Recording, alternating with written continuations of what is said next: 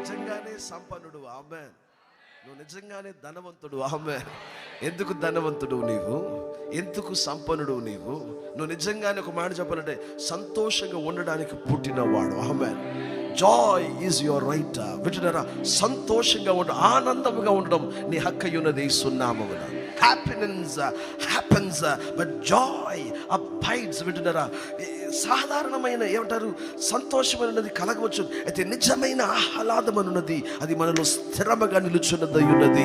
కనుక ప్రియులా, నేను మరలా చెప్పాలనుకుంటున్నాను, you are legal to experience joy. వింటున్నారా? నువ్వు సంతోషమును అనుభవించుటకు నువ్వు సరైన హక్కుదాడు అయి ఉన్నావు. దానికి కారణం ఏంటంటే యేసు నీ బంధువు అయి ఉన్నాడు. ఆమేన్. నేను స్తోత్రం చెప్పాలి గట్టిగా. హల్లెలూయా. మంచి చెప్పాలి. హల్లెలూయా. అగ్నిలో గుండా మనం వెళ్ళిన, జలములలో బట్టి వెళ్ళిన ఆయన మనకు తోడుగా ఉన్నవాడై ఉన్నాడు. ఆమేన్. ఆయన అన్నాడు, జ్వాలము నిన్ను కాల్చజాలవు. ఆమేన్.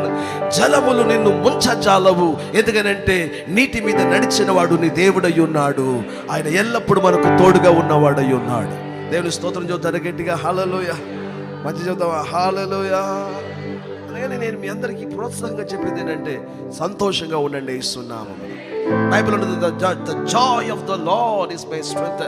నెహెమియా అంటాడు ఈ మాట. ఏమంటాడు చెప్పండి? దేవుని యందలి ఆనందము, సంతోషము కలిగి ఉండడమే నా బలమై ఉన్నది. ఆమేన్.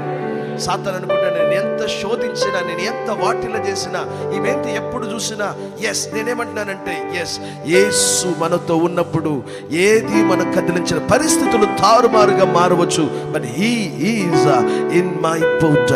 యేసు నా నావలో ఉన్నాడు, యేసు నా దోణిలో ఉన్నాడు, యేసు నా ఇంటిలో ఉన్నాడు. ఎస్, ఆయన తప్పకుండా ప్రతి పరిస్థితి మీద ఆయన అధిపతి అయి ఉన్నాడు.